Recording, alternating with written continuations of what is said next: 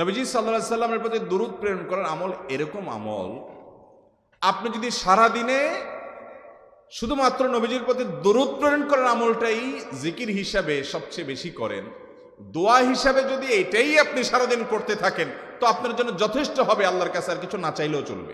দুরূদ মানে হলো নবীজির জন্য দোয়া করা। ভাই, আল্লাহ তার হাবিবকে রহম করবেন, আপনার আমার দোয়ার দিকে আল্লাহর তাকানোর কোনো ঠেকা আছে? নবীজি কি আমাদের দোয়ার কোনো মুখাপেক্ষী? কিন্তু আমরা তার জন্য দোয়া করলে ওই চান্সে আল্লাহ তাআলা আমাদের প্রতি অনুগ্রহ করবেন। একবার না, আপনি নবীজির প্রতি একবার রহমতের দোয়া করবেন, একবার দুরূদ পাঠ করবেন। মান সাল্লা আলাইয়া মাররাতান সাল্লাল্লাহু আলাইহি আশারা, নবীজি সাল্লাল্লাহু আলাইহি সাল্লাম বলেছেন, একবার আমার জন্য তোমরা দোয়া করলে, আমার প্রতি দুরূদ পাঠ করলে, আল্লাহ তাআলা তোমাদের জীবনে 10 বার 10 জায়গায় 10 টাইমস তোমাদের উপরে আল্লাহ তাআলা অনুগ্রহ করবেন।